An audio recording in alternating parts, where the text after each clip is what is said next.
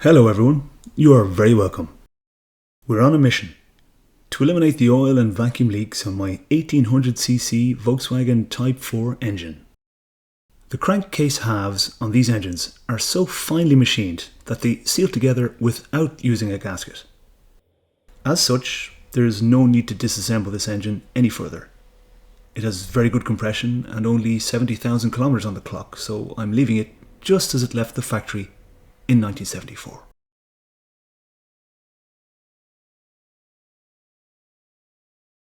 The next job on the list is one that air-cooled Volkswagen owners know all about. 16 O-rings can mean only one thing: time to change the pushrod tube seals. Each one of these tubes contains a pushrod. These rods actuate the rocker assemblies, which in turn open and close the intake and exhaust valve of each cylinder.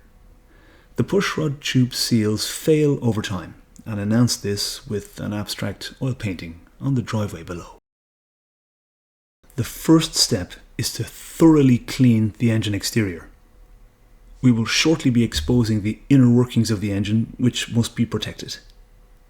If we allow debris to enter the sensitive interior of the engine, repairing the outcome will take far longer than the time it took to clean the exterior.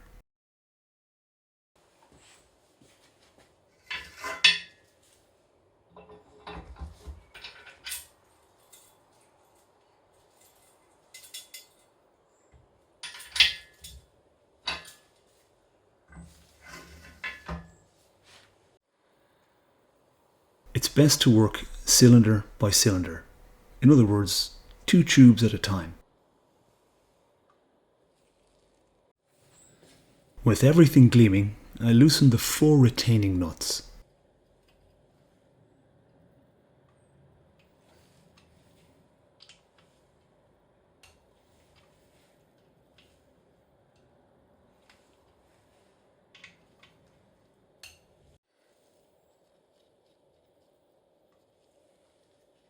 I'm slackening the retaining nuts on the rocker assembly on the right side and removing the nuts from the assembly on the left.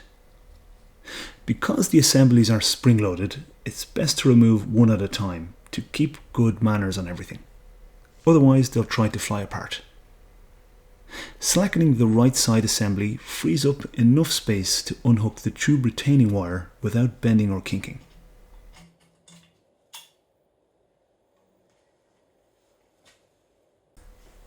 Now the remaining assembly and tube retaining wire can be removed.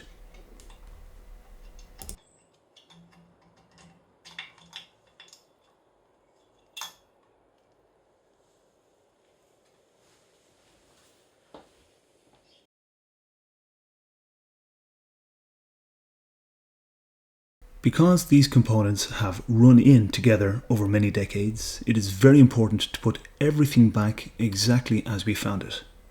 Otherwise, we will cause unnecessary engine wear. Doing things one cylinder at a time helps to keep things in order.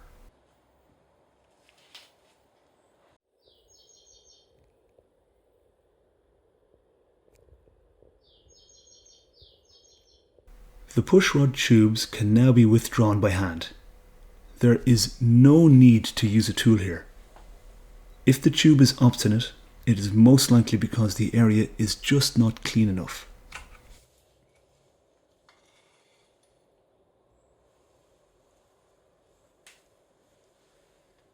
I'm looking for holes or dents in the tube. I don't see any showstoppers, so this can be cleaned and refitted. The new seals are made from a material called Viton. Viton is more resilient than rubber, so these should help protect my driveway's virtue.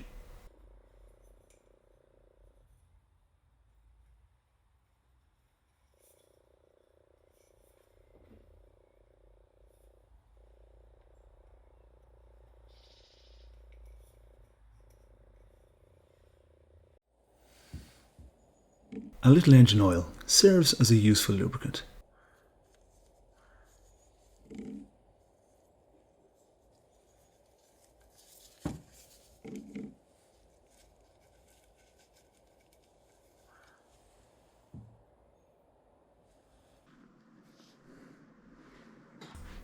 Get your mind out of the gutter.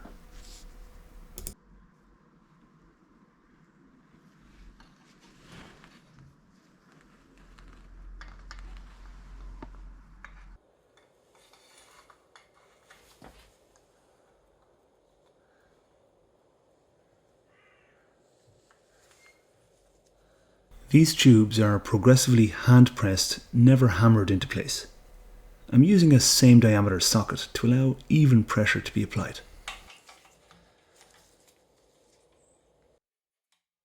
A satisfying click tells us the tube is home. That's one, another 7 to go.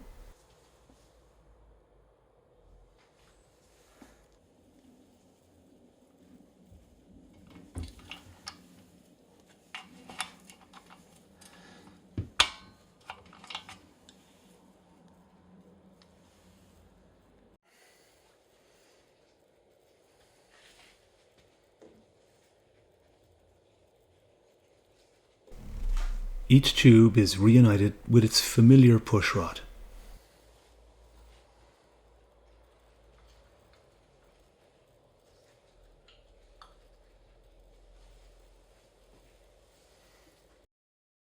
Before refitting the rocker assemblies, this is a good opportunity to check the tightness of the cylinder head nuts.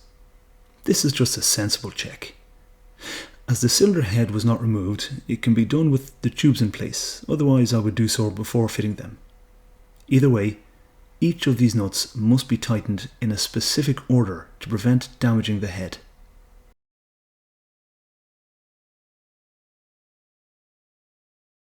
Or, in other words,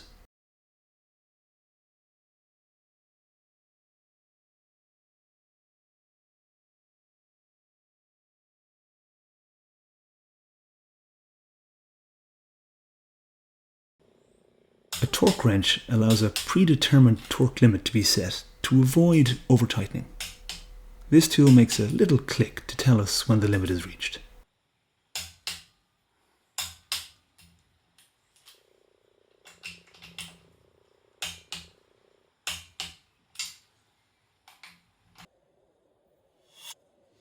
Refitting the rocker assemblies is the reverse of disassembly, although to fit the nuts, a low-range torque wrench is needed.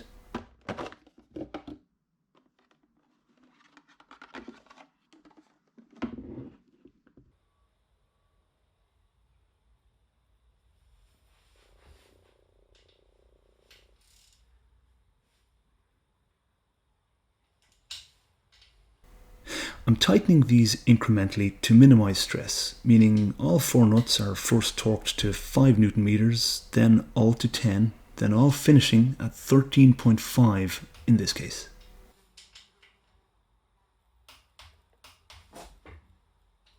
A low-range torque wrench is a wise choice when working with such light alloy castings. With the rocker assemblies tightened, I make a final check that the pushrod tube retaining spring is engaging each of the tubes and that the spring is also retained in the slots below the rocker assemblies. And we're finished in here for now.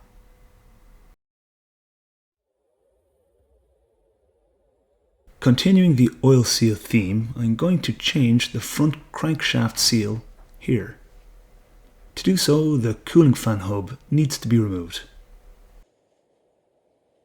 I made this tool from steel plate. By screwing the 3 fan bolts into the plate, the hub pops off with a satisfying ding! The hub is sealed by an oil seal and an O-ring. Both of these must be replaced at the same time.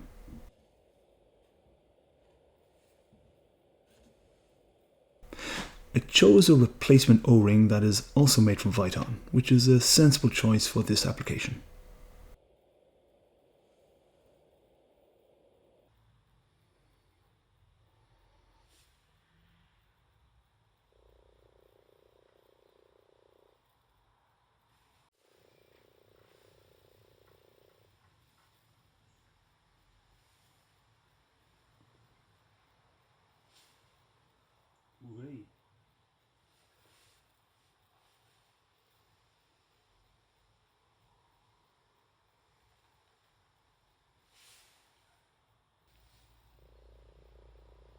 Imagine my surprise when I discovered a Honda clutch holding tool could be adapted to press the new seal squarely and evenly into place.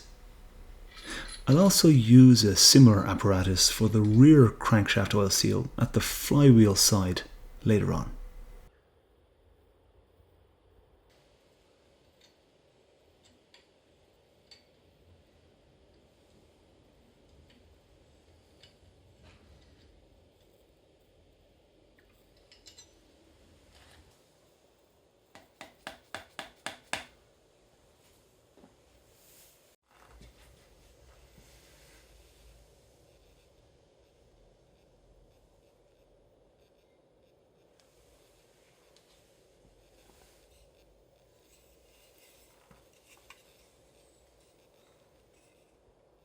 The oil cooler is a delicate component, and to avoid crushing, the mounting nuts have the lowest torque value that I'm aware of on this engine. 6.8 Newton meters or 5 foot-pounds is a really low value and tells us that things can be easily damaged here. Let's move on to the distributor. The function of this unit is to trigger spark ignition and to then send this spark to the appropriate cylinder at the appropriate time. The unit comprises an engine-driven shaft with 4 cam lobes. As the shaft rotates, a lobe opens a set of contact breaker points, and each time the points open, the energy for ignition is discharged. This design is over a century old. It is a purely mechanical system and very robust, and once adjusted is as precise as modern electronic ignition. However, after 1,000 kilometers or so, the points progressively go out of adjustment. I still run breaker points in many of my motorcycles. I'm a big fan of them, but I prefer a modern contactless ignition on vehicles that get more use. Electronic modules are zero maintenance and enhance power and efficiency, and thanks to the absence of moving parts, have greater reliability. I'm testing the vacuum advance just as I tested the rest of the vacuum system in the previous video. This is working nicely, so I'm going to make a discreet upgrade.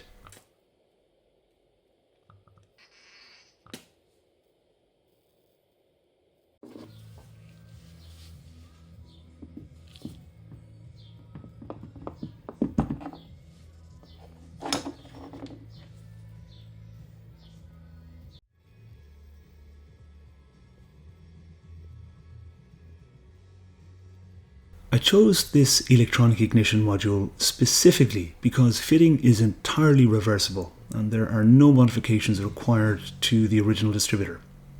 It is also compatible with all other parts of the original ignition system, meaning an observer will never know it's there.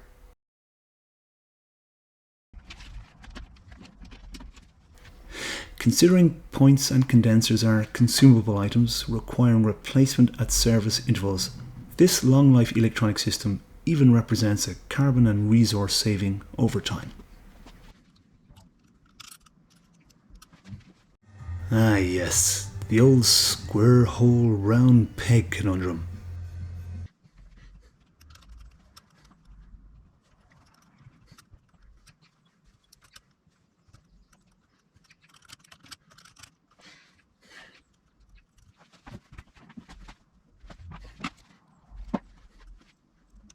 The black ring is a sleeve containing 4 magnets, and these provide the spark trigger instead of the cam lobes. It locates on the shaft, and as it rotates, the red ignition module detects these magnets as they pass by. The 2 components do not make contact, hence the specified gap I'm setting now.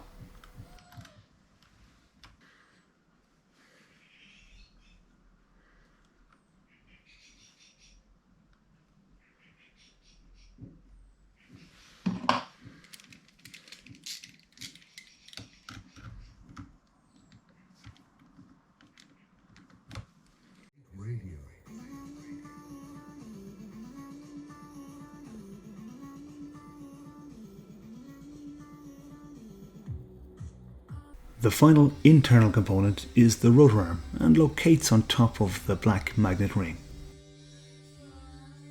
For all the benefits of this modification, I'll still carry a set of new points and a condenser in the van, just in case of nuclear war.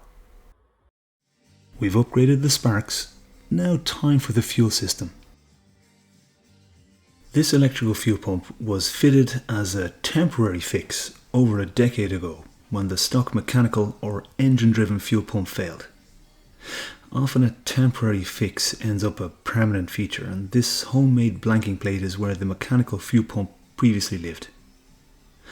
Removing the engine-driven pump on Type 4 engines has a side effect of causing a slight reduction in oil pressure. The reduction is not enough to do any harm with regular oil changes, and there are thousands of these engines running electric fuel pump modifications, and they're doing just fine. That said, I'm reverting back to a stock mechanical fuel pump. Anything that increases oil pressure reduces blood pressure. No prizes for guessing which of these was the one that failed.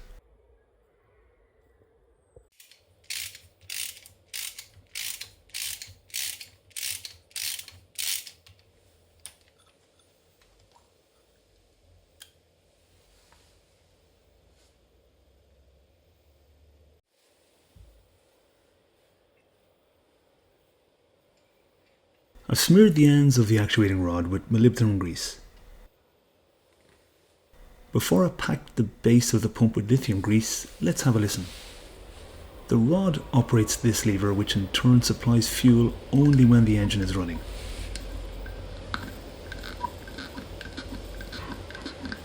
Another advantage of a mechanical pump.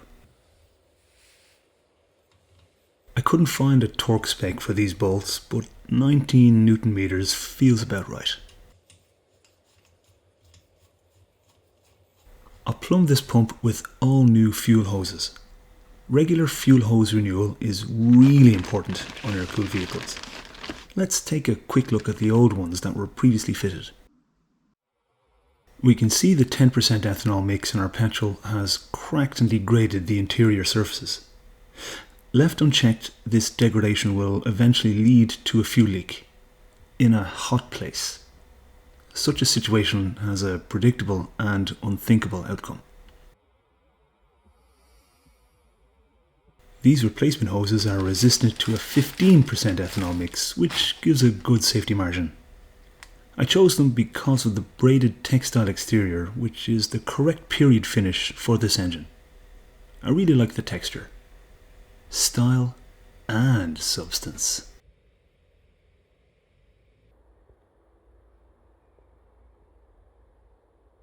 We're almost ready to start putting things back together. Part 3 is going to be an extra shiny edition, so don't miss that one. Until then, slán go fóill.